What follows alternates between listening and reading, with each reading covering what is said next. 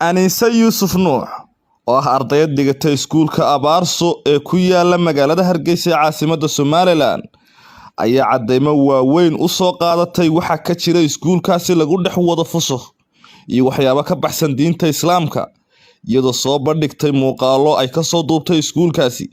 Haddaba maxay tahay qodobadaas aynu barnaamijkeena maanta aynu ku dahqaadayna ha yeeshee daawada intaynaan barnaamijka u guda gelin haddaad channelkan ku cusub tahayna subscribe saar asxaabtaada la wadaag kusoo dhawaada barnaamijka.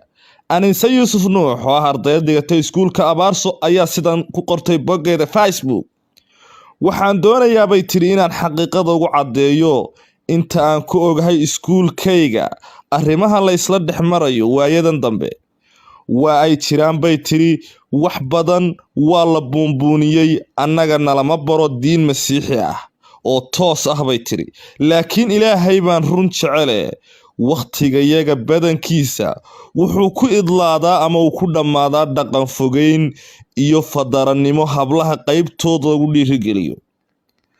Gaalaysiin maxay kaga duwan tahay bay tiri Aniso marka inta nala loo keeno niman gaalo ah oo qaybtood caddaan tahay nala dhaho hablaha kaalaya sawiro la gala oo la dalxiisa idinkoo weliba madax qaawan oo cawradiinu ay bannaanka taallo. haa bay tiri waa wax dhaca mar walba oo fasaxyada ay dhacaan oo ay fasaxyadu u badan yihiin. sidoo kale bay tiri Aniso ka warrama miyaynan diin iyo dhaqan fogeyn aysan ahayn marka maalin walba macallimiintii ku wacdiyaan habla yaryar inay qaataan cinjirka galmada si ayna uur u qaadin lacalla hadday doontaan rabitaan jinsi. waxaa iskuulkeena qayb ka mid ah maqsinada ama qolalka ka buuxa cinjirada galmada iyo kiniino ah kuwa family planning loo yaqaano oo dhammaantood hablaha yaryar si bilaash ah ayaana lagu siiyaa. hablaha intooda badan waxaa fursad loo siiyaa inay raggay rabaan u yeedhaan oo ay raggay doonayaan ay u yeedhan karaan uguna yeedhan karaan iskuulka dhexdiisa. maalmaha qaar meeshay rabaan la aadi karaan la dalxiisi karaan oo ay xor u yihiin. way dhaaratay Aniso waxay tiri way dhacdaa in macallimiinta ajnabiga ee haweenka ah qaarkood hablaha ku dhahaan ardaydan rag saaxiibo ah aad tihiin aydan haysan oo aydan rag saaxiibo aydan haysan idinku macallimiintiina ayaa saaxiibo ka dhigan kartaan. waxay tiri Aniso idinka dhexdiina xitaa saaxiibo ayaad noqon kartaan oo wehel ayaad iska dhigan kartaan baahidiinana waad dhammaysan kartaan. waayo haddii aad gabdho keliya aad tihiin gabdhihiinu saaxiiba oo iska dhiga kuwa saaxiiba baahiyihiinana idinku dhammaystirta. Aniso hadalkeeda sii wadata ayaa waxay tiri waxaan wax qarsoon aan ahayn in hablo badan maanta labo saaxiib u yihiin iyagoo si isku mid ah isku isticmaala. waa arrin caan ah waana arrin arday badan ay og tahay in hablo badan dhaqankoodii iyo diintoodii la fogeeyey. maxaan u qarsanaynaa dhaqankan maxaan u difaacaynaa bay tiri Aniso dhaqamadan xunxun ee waddankayga dhexdiisa laga samaynayo. haa bay tiri qofkii qariya ama dafira raalli buu ka yahay. wixii rabbi igu ogaa oo run ah baan idinka jaahil saaraya.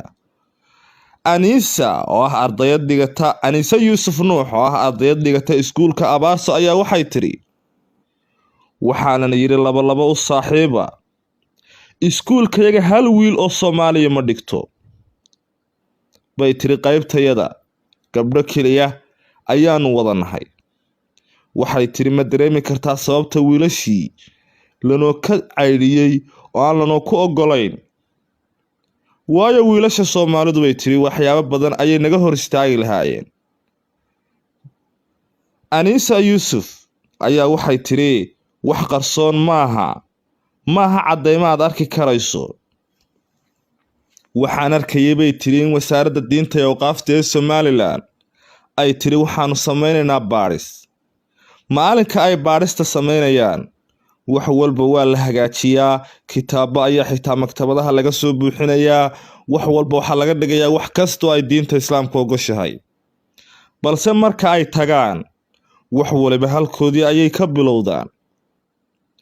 waxay tiri gabdho badan oo aan diin badan aan aqoon ayaa ka buuxa oo si yar u qaatay dhaqamadan una haysta inay hadda xor yihiin.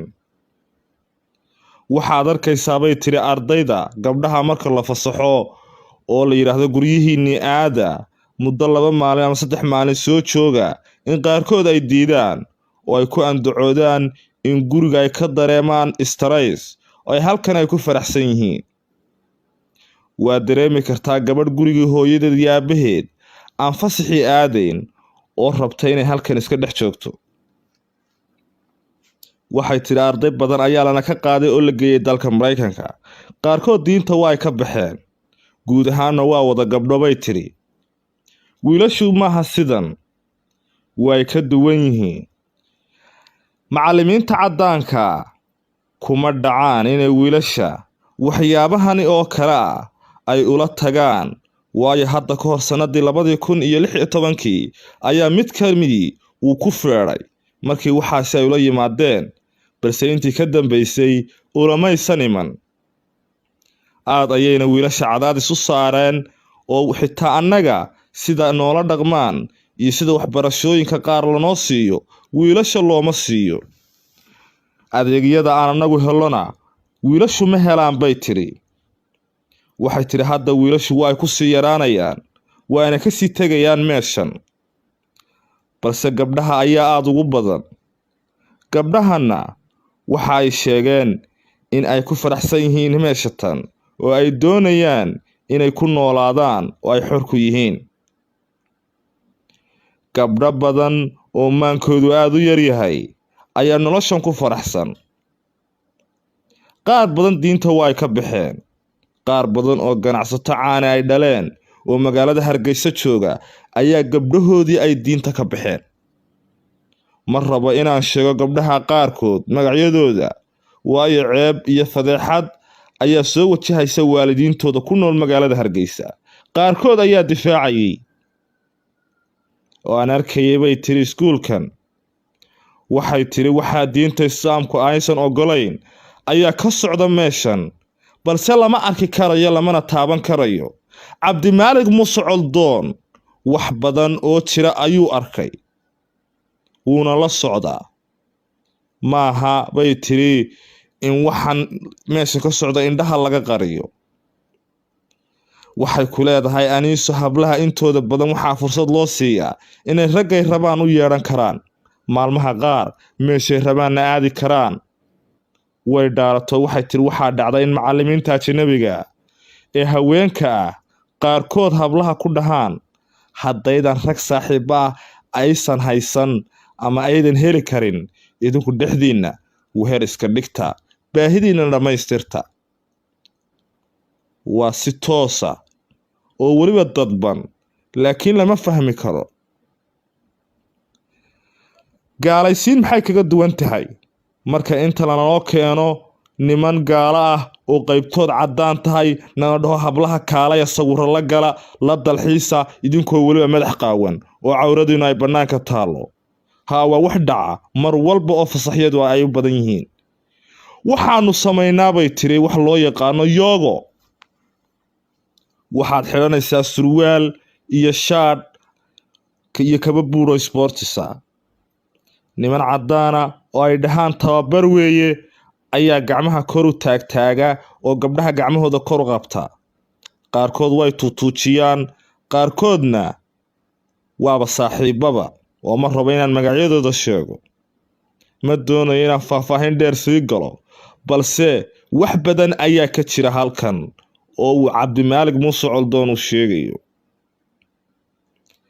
Aniisa ayay ahayd oo ah Aniisa Yuusuf Nuux oo ah ardayad dhigatay iskuulka Abaarso ayaa qoraal dheer ku baahisay barteeda Facebook, iyadoona ballan qaaday inay muuqaallo sir ah oo weliba ay iyadu telefoonkeeda ay ku duubto ay soo gelin doonto baraha bulshada. bushaara dadweynow, ma ka fikirtaa sidii aad ganacsiga adigu leedahay oo aad mindida daabkeeda aad u hayso aad u yagleeli lahayd? ma tahay qof aamina sumcadna ku dhex leh bulshadiisa uu ku dhex nool yahay? ma ka weyn tahay da'da 18 sannadood?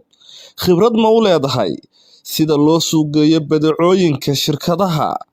haddaba hadday jawaabtaadu tahay haa, waxaa bulshada Soomaalida ee ku nool guud ahaanba caalamka oo idin loogu bushaaraynayaa in shirkadda caalamiga ee laga leeyahay dalka Mareykanka soona saarta alaabooyinka dabiiciga inay bulshada Soomaalida u furtay maalgashi ay ku maalgashadaan dhaqaalahooda. shirkaddan caalamiga ee laga leeyahay dalka Mareykanka lana aasaasay qarnigii 19aad ayaa maalgashi u furtay bulshada Soomaalida. shirkaddan ayaa shirkad wax soo saar oo badeecooyinkeeda loo dhoofiyo guud ahaanba caalamka. waana shirkadda oo sanadkan oo dhaqaalaheedu marba mar ka dambaysa uu sii kordhayo aad u sii kobcayo.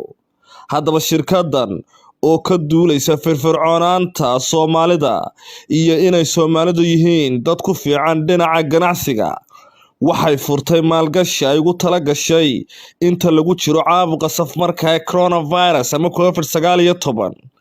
haddaba shirkaddan Forever Living Product waa shirkad ay sanadihii u dambeeyay ay Soomaali aad u badan ay dhaqaalahooda ku maalgashanayeen. haddaba shirkaddan Forever Living Product ma aha shirkad macaash doona. haddaba shirkaddan ayaa waxaad ku maalgashan kartaa dhaqaale aan badnayn, iyadoo dhaqaalahaasi uu muddo yar kuu labalaabmayo, laba jibaar uu kuu noqonayo. waa haddii aad tahay qof ku xeel dheer aqoonna u leh sida loo suuqgeeyo badeecooyinka ganacsigana wuxuuga bilaaban yihiin. shirkaddan Forever Living Product ayaad kaga soo biiri kartaa meel kasta oo aad caalamka joogto iyo bogcad kasta oo ka mid ah koonka dhuleed nolosha bini'aadamku ay ka hirgashay, adigoo suuqgeynaya iibinayana wax soo saarka shirkaddan. shirkaddan Forever Living Product waxay xafiisyo ku leedahay in ka badan 160 wadan oo caalamku idila. shirkaddan Forever Living Product ayaa u shaqaysan kartaa si gaara oo adigu aad ganacsigaaga aad maamulanayso. shirkaddan ayaa u shaqaysa laba siyood. midda koowaad oo ah in dhaqaalihii aad dhigatay uu kuu shaqeeyo adigoo dhaqaalaha aad dhigatay adigu aad ku shaqaysanaysid, oo ay kugu xidhan tahay sidii aad dhaqaalahaaga aad dhigatay shirkadda aad u laba jibaari lahayd oo aad dhaqaale fiican aad uga samayn lahayd.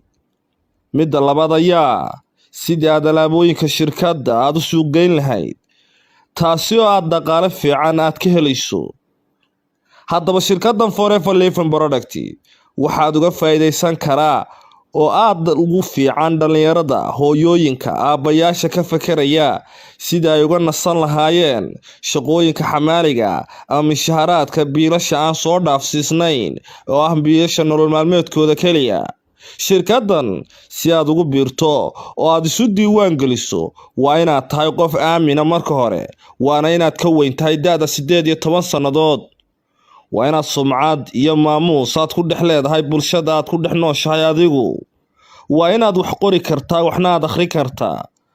haddaba intaasaan soo sheegnay haddii aad fulin karto daawade, fadlan hore u gaar shirkaddan Forever Living Product adigoo kaga soo biiri karaa guud ahaanba caalamka meel kasta aad ku nooshahay.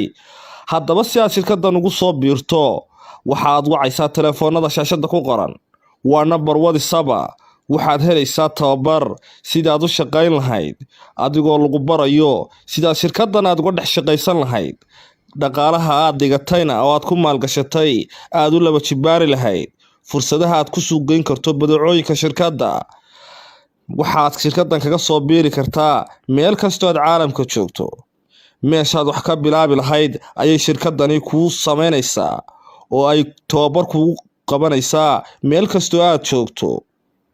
haddaba si aad u hesho macluumaad dheeraada, fadlan wac nambarkan WhatsApp ee shaashada ku qoran.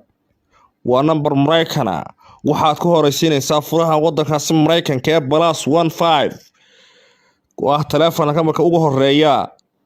fadlan nambarkan wac si aad u hesho macluumaad dheeraada.